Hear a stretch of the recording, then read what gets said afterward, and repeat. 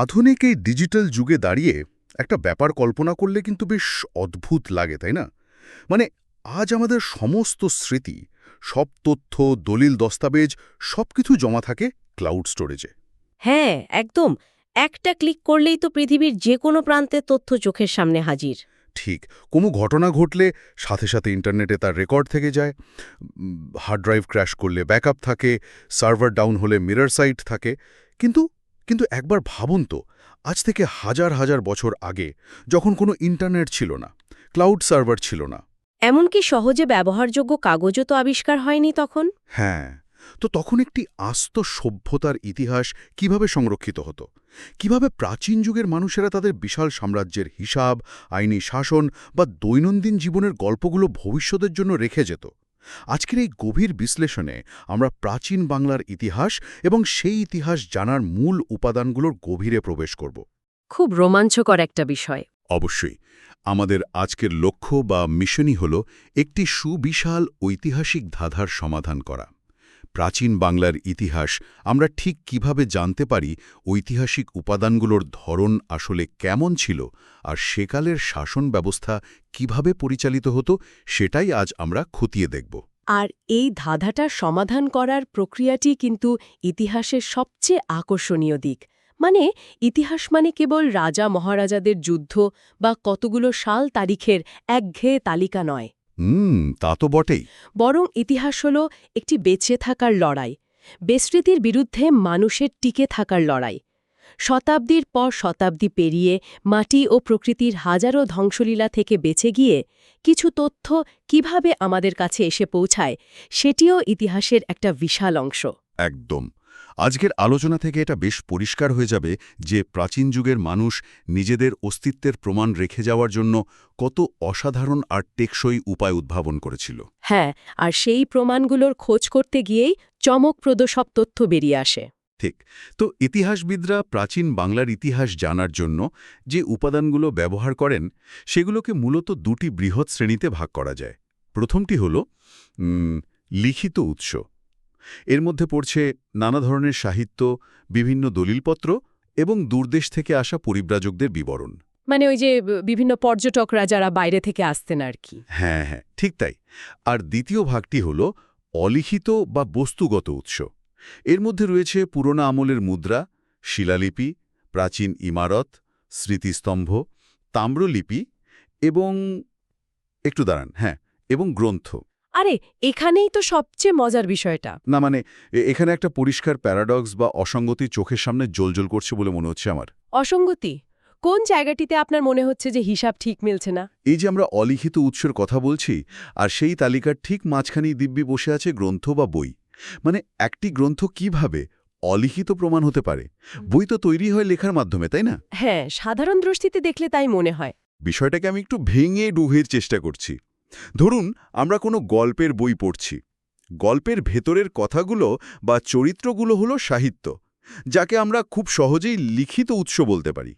কিন্তু সেই বইটাই যখন আবার অলিখিত নিদর্শনের তালিকায় চলে যাচ্ছে, এটা আমার কাছে বেশ বিভ্রান্তিকর লাগছে। যদি ভেতরের লেখাটাই আসল না হয়, তাহলে বইটার আর কি মূল্য রইল? এটি একটি চমৎকার পর্যবেক্ষণ। সাধারণত আমরা বই বলতে শুধু তার ভেতরের কথাগুলোকেই বুঝি, কিন্তু ইতিহাসবিদদের চোখ দিয়ে দেখলে বিষয়টি সম্পূর্ণ ভিন্ন মাত্রা পায়। ধরুন, প্রত্নতাত্ত্বিক খনন কাজে মাটি খুলে হাজার বছর আগের একটি প্রাচীন গ্রন্থ পাওয়া গেল। পাওয়া গেল। ইতিহাসবিদরা যখন সেই গ্রন্থটি হাতে নেন, তখন কিন্তু তারা প্রথমেই এর ভেতরের লেখাগুলো পড়তে বসেন না। তাই নাকি? সবার আগে পড়েন না? না, সবার আগে তারা বইটির ভৌত বা ফিজিক্যাল অস্তিত্বটা পরীক্ষা করেন। একটি বস্তু হিসেবে বইটি আমাদের কি বলছে সেটা জানার চেষ্টা করেন। ও আচ্ছা, মানে বইয়ের ভেতরের গল্পের চেয়ে বইয়ের বাইরের শরীরটার কথা বলছেন। বুঝতে পারছি। যদি পাতাগুলো এমন কোনো গাছের হয় যা ওই নির্দিষ্ট ভৌগোলিক অঞ্চলে জন্মায় না, তাহলেই কিন্তু আমরা একটি অলিখিত তথ্য পেয়ে গেলাম। আরে হ্যাঁ, তার মানে হলো সেই যুগে অন্য কোনো অঞ্চলের সাথে তাদের শক্তিশালী বাণিজ্য পথ চালু ছিল। একদম। এরপর আসে কালির কথা। যে কালি ব্যবহার করা হয়েছে তার রাসায়নিক উপাদান কি? সেটি কি কেবল কাঠকয়লার গুঁড়ো, নাকি এর সাথে কোনো বিশেষ গাছের কষ মেশানো হয়েছে? বাধাইয়ের কৌশল কেমন, এই বিষয়গুলো কোনো লিখিত অক্ষর নয়, এগুলো হলো বস্তুগত প্রমাণ। অসাধারণ একটা দৃষ্টিকোণ। তো একটি গ্রন্থ যখন ভৌত নিদর্শন হিসেবে আবিষ্কৃত হয়, তখন ইতিহাসবিদদের কাছে সেটি একটি প্রাচীন ইমারত বা পুরনো মুদ্রার মতোই অলিখিত প্রমাণ হিসেবে কাজ করে।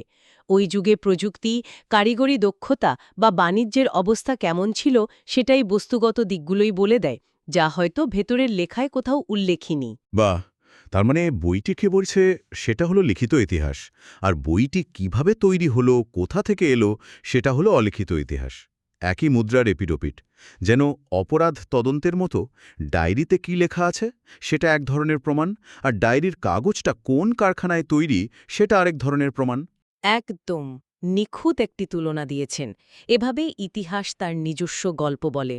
তো অলিখিত ভৌত নিদর্শন হিসেবে এই গ্রন্থের কথা যখন বিস্তারিত এলোই, তখন আমাদের তালিকায় থাকা কয়েকটি কালজয়ী গ্রন্থের দিকে নজর দেওয়া যাক।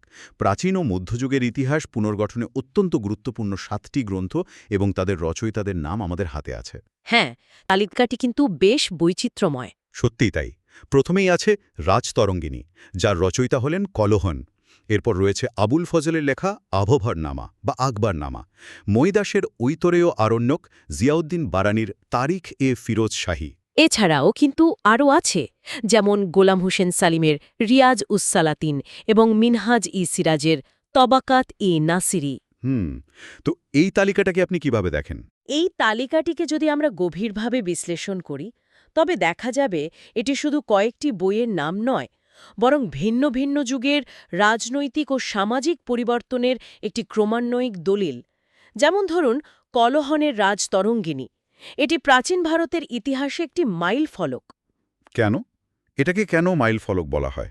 কারণ এটিকে অনেকেই সত্যিকারের ইতিহাস রচনার প্রথম সার্থক প্রচেষ্টা বলে মনে করেন। তার আগে তো ইতিহাস আর পুরাণ মিলেমিশে একাকার ছিল। অন্যদিকে মিনহাজে সিরাজ বা আবুল ফজলের লেখাগুলো মধ্যযুগের দরবারি রাজনীতি এবং ক্ষমতার পালাবদলের নিখুঁত চিত্র তুলে ধরে। দারুণ। কিন্তু এই তালিকায় এমন একটি গ্রন্থের নাম আছে যা নিয়ে আলোচনা না করলেই নয়। আমি ইচ্ছা করেই সেই গ্রন্থের নামটি শেষে বলার জন্য বাছিয়ে রেখেছিলাম। বুঝতে পারছি আপনি কোনটার কথা বলছেন। হ্যাঁ, সেটি হলো অর্থশাস্ত্র। শুধুমাত্র প্রাচীন ভারত নয়, পৃথিবীর রাষ্ট্রনীতি ও অর্থনীতি বিষয়ক অন্যতম শ্রেষ্ঠ গ্রন্থ এটি। কিন্তু গ্রন্থটির চেয়েও এর রচয়িতার নামগুলো আমাকে বেশি অবাক করেছে। নামগুলো বলতে? এই বইটির রচয়িতা হিসাবে 3টি নাম উল্লেখ করা হয়: কৌটিল্য, চাণক্য এবং বিষ্ণুগুপ্ত।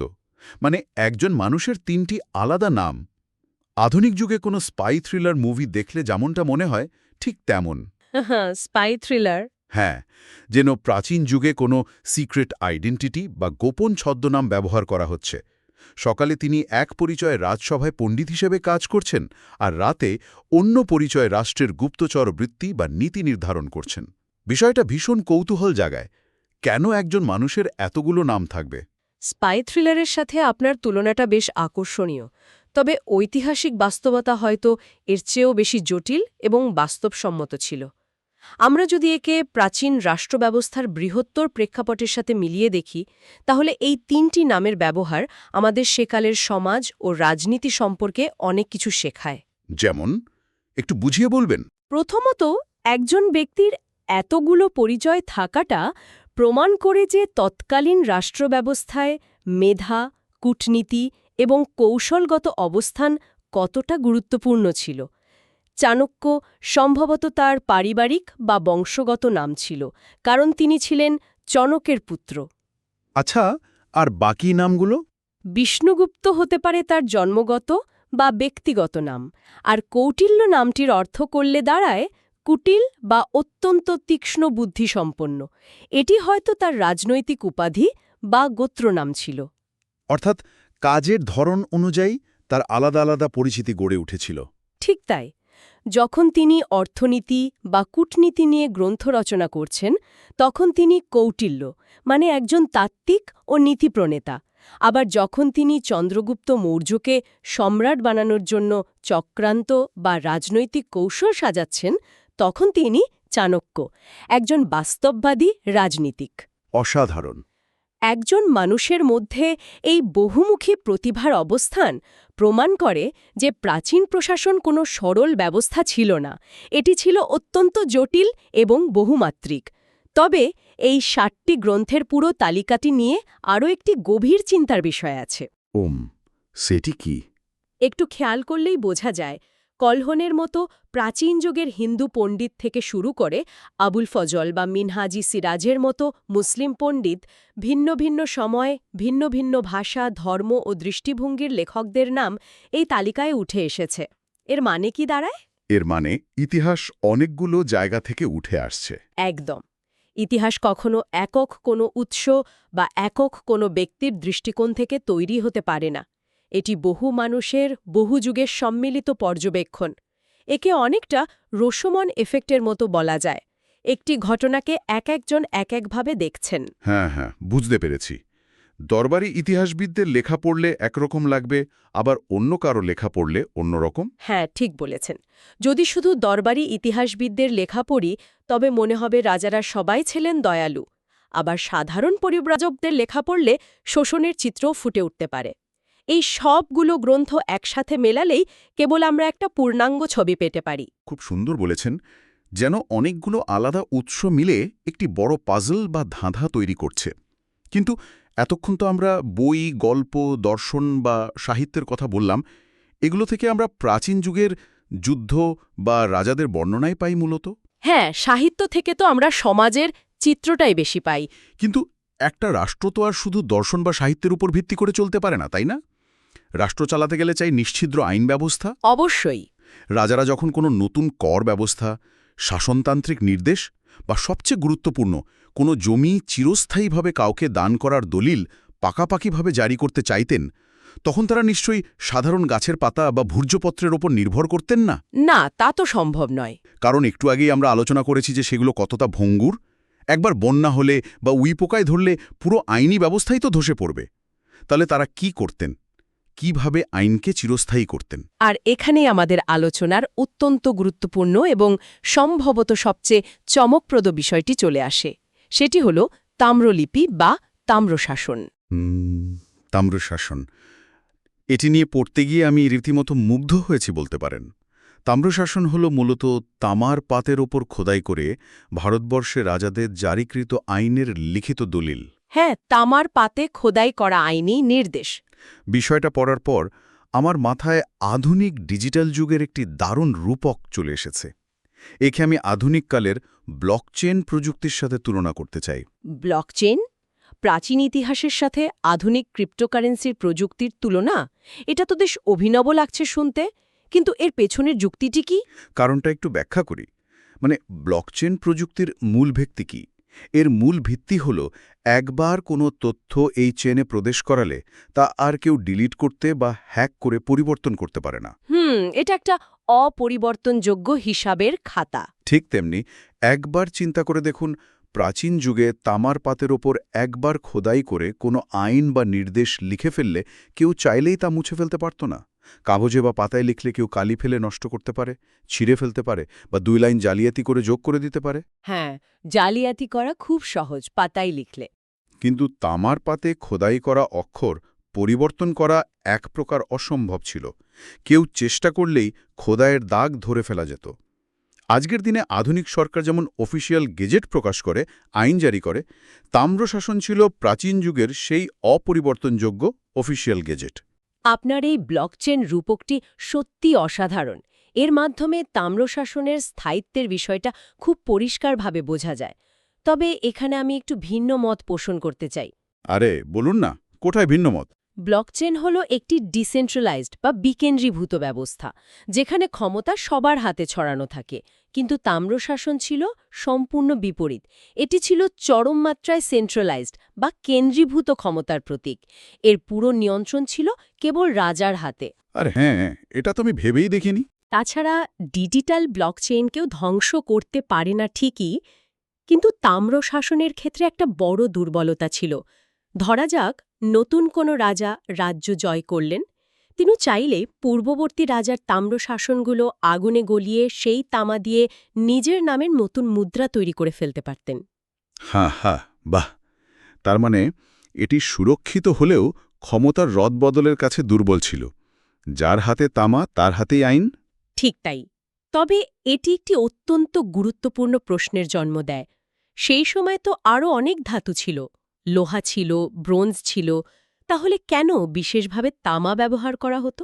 সত্যিই তো, লোহায় লিখলে তো সেটা আরও শক্ত হতো বলে মনে হয়। লোহায় জং বা মরিচা ধরে খুব দ্রুত। মাটির নিচে থাকলে লোহা কয়েক শতাব্দীর মধ্যে ক্ষয়ে মাটিতে মিশে যায়, কিন্তু তামা সহজে ক্ষয় হয় না। তামা ছিল অত্যন্ত মূল্যবান, টেকসই এবং দীর্ঘস্থায়ী একটি ধাতু। এর ওপর খোদাই করাটাও বেশ শ্রমসাধ্য ও ব্যয়বহুল ব্যাপার ছিল। হ্যাঁ, যারা খোদাই করতেন তাদের তো বিশেষ স্কিল লাগত নিশ্চয়ই। হতো না। যখন রাজারা অত্যন্ত গুরুত্বপূর্ণ কোনো নির্দেশ দিতেন, যেমন ব্রাহ্মণদের নিষ্কর জমি দান করা কিংবা রাষ্ট্রের কোনো স্থায়ী সীমানা নির্ধারণ করা, তখনই এ তামারপাত ব্যবহার করা হতো। বুঝতে পেরেছি। এই তাম্রলিপির ওপরে আবার রাজার নিজস্ব রাজকীয় সিলমোহর লাগানো থাকত, যা এটিকে চূড়ান্ত বৈধতা দিত। আর এখানেই প্রাচীন বাংলার প্রসঙ্গটি খুব স্পষ্টভাবে উঠে আসে আমাদের তথ্যে। স্বাধীন প্রাচীন বঙ্গরাজ্যের কথা বলতে গিয়ে বলা হয়েছে যে সেখানে মোট 7টি তাম্রশাসনের উল্লেখে পাওয়া যায়। হ্যাঁ, ঠিক 7টি।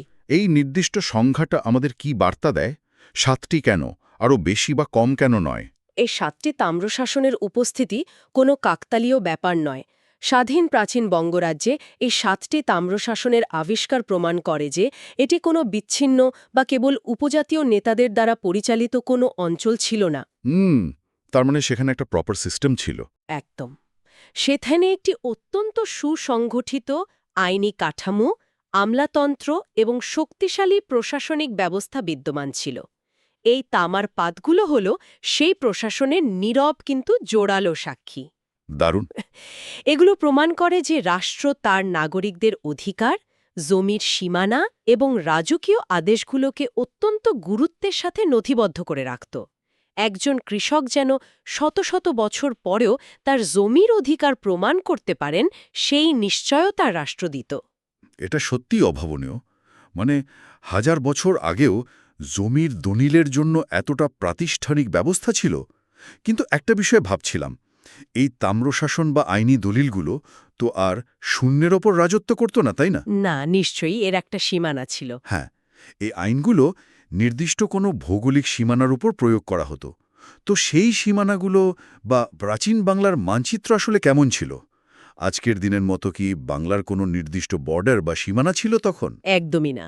আর এই উত্তরটাই প্রাচীন বাংলার ভৌগোলিক কাঠামোর একটা সম্পূর্ণ ভিন্ন চিত্র আমাদের সামনে তুলে ধরে। হ্যাঁ, যা জানা যায় প্রাচীন বাংলায় মোট 16টি জনপদের নাম পাওয়া যায়। 16টি জনপদ। আজকের দিনে আমরা যখন বাংলা বলি তখন আমাদের চোখের সামনে একটা অখণ্ড মানচিত্র ভেসে ওঠে। কিন্তু সেকালে তো ব্যাপারটা এমন ছিল না। না, সেকালে বাংলা এতটা একীভূত ছিল না। এটিকে আধুনিককালে 16টি ভিন্ন ভিন্ন স্টেটের একটি বিশাল পাজল বা ধাঁধা হিসেবে কল্পনা করা যেতে পারে। আপনার এই পাজলের ধারণাটি ক্ষেত্রে নিখুঁত। এই 16টি জনপদ, যেমন পুন্ড্র, বঙ্গ, সমতট, রাঢ়, গৌড়, এগুলো ছিল এক একটি আলাদা প্রশাসনিক, সাংস্কৃতিক এবং ভৌগোলিক একক। এদের নিজস্ব স্বকীয়তা ছিল, নিজস্ব অর্থনৈতিক ব্যবস্থা ছিল, এমনকি ভাষার টান বা উপভাষাতেও বিশাল পার্থক্য ছিল। আচ্ছা, এটাকে কি অনেকটা ইউরোপিয়ান ইউনিয়নের মতো বলা যায়, যেখানে আলাদা আলাদা দেশ কিন্তু তারা একটি বৃহত্তর ভৌগোলিক অঞ্চলে অবস্থান করছে এবং নিজেদের মধ্যে ব্যবসা-বাণিজ্য করছে? আংশিক সত্য। তারা নিজেদের মধ্যে যেমন ব্যবসা-বাণিজ্য করত, তেমনি আবার ক্ষমতার লোভে একে অপরের সাথে রক্তক্ষয়ী যুদ্ধেও লিপ্ত হতো। পুন্ড্রের রাজারা হয়তো চাইতেন গৌড় দখল করতে, আবার রাঢ় অঞ্চলের রাজারা সমতটের ওপর প্রভাব বিস্তার করতে চাইতেন। তার মনে সবসময় একটা রেষারেষি লেগেই থাকত। হ্যাঁ, বাংলার মাঝখান দিয়ে বয়ে চলা বিশাল বিশাল নদীগুলো, গঙ্গা, ব্রহ্মপুত্র, মেঘনা, এই জনপদগুলোর প্রাকৃতিক সীমানা নির্ধারণ করে দিত। এক একটি জনপদ ছিল এক একটি স্বাধীন ইকোসিস্টেম। আর ওই যে একটু আগে আমরা তাম্রশাসনের কথা বললাম, সেগুলো হয়তো এই জনপদগুলোর ভেতরের জমি বা দুই জনপদের সীমান্তবর্তী এলাকার অধিকার নির্ধারণের জন্যই জারি করা হয়েছিল। হ্যাঁ, সম্ভাবনা সেটাই সবচেয়ে বেশি। যেন 16টি আলাদা টুকরো মিলে প্রাচীন বাংলার একটি বিশাল, বৈচিত্র্যময় এবং অশান্ত মানচিত্র তৈরি করেছিল। তো এখন যদি আমরা আজকের এই পুরো আলোচনাটাকে এক সুতোয় গাঁথি, তাহলে বিষয়টা কেমন দাঁড়ায়? আপনিই বলুন। অলিখিত নানা উৎসের বিশাল ভাণ্ডার, যা আমাদের মনে করিয়ে দেয় যে ইতিহাস কেবল পড়লেই হয় না, তাকে বস্তুগতভাবে অনুভব করতে হয়। অন্যদিকে আছে ভিন্ন ভিন্ন যুগের 7টি কালজয়ী গ্রন্থ, যার মধ্যে আমরা কৌটিল্য বা চাণক্যের মতো বহুমাত্রিক পরিচয়ধারী রচয়িতাদের পাই। যারা প্রমাণ করেন সেকালের রাজনীতি কতটা জটিল ছিল। একদম। আবার আইনি দিকটি চিরস্থায়ীভাবে সামলানোর জন্য রয়েছে তামার পাতে খোদিত সুরক্ষিত তাম্রশাসন, যা সেকালের অফিসিয়াল গ্যাজেট হিসেবে কাজ করত। আর এই সব কিছুই আবর্তিত হচ্ছে সেই 16টি খণ্ডিত কিন্তু প্রাণবন্ত জনপদকে ঘিরে। আপনি পুরো চিত্রটা সারমর্ম খুব চমৎকারভাবে তুলে ধরেছেন। এই সবগুলো উপাদান যখন আমরা পাশাপাশি রাখি, তখন আমরা শুধু কিছু শুষ্ক তথ্যের তালিকা দেখি না। আমরা দেখতে পাই একটি অত্যন্ত জটিল, সুসংগঠিত এবং প্রাণচঞ্চল সমাজের প্রতিচ্ছবি। একদমই তাই। লিখিত সাহিত্যগুলো আমাদের সেকালের মানুষের চিন্তাধারা আর অনুভূতিগুলো জানায়। ভৌত গ্রন্থ বা অলিখিত নিদর্শনগুলো তাদের কারিগরি দক্ষতা প্রমাণ করে। তাম্রশাসনগুলো তাদের আইনি কঠোরতা ও শৃঙ্খলার কথা বলে। আর 16টি জনপদ তাদের ভৌগোলিক বৈচিত্র্যের প্রমাণ দেয়। ইতিহাস এভাবেই নানা খণ্ডিত টুকরো থেকে একটি সম্পূর্ণ ক্যানভাস তৈরি করে। এটি কোনো মৃত অতীত নয়, এটি এমন এক অতীত যা প্রতিনিয়ত আমাদের বর্তমানকে বুঝতে সাহায্য করে। চমৎকার বলেছেন। সত্যি, ইতিহাস যে শুধু ধুলো পড়া শুষ্ক তথ্যের ভাণ্ডার নয়, বরং এক রোমাঞ্চকর আবিষ্কারের যাত্রা। আজকের এই গভীর বিশ্লেষণ থেকে তা খুব স্পষ্টভাবে বোঝা যায়। আমরা দেখতে পেলাম আজকের এই ক্লাউড স্টোরেজ আর কৃত্রিম বুদ্ধিমত্তার যুগে দাঁড়িয়েও হাজার বছর আগের সেই মাটির নিচে চাপা পড়া তামার পাত আর অলিখিত গ্রন্থগুলোর আবেদন একটুও কমেনি। বরং সেগুলো আমাদের বারবার অবাক করে। আমাদের মনে করিয়ে দেয় যে মানুষের টিকে থাকার জেদ কতটা প্রবল।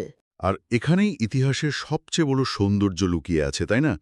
আমরা আজ যা জানি তা হয়তো বিশাল সমুদ্রের এক বিন্দু জল মাত্র।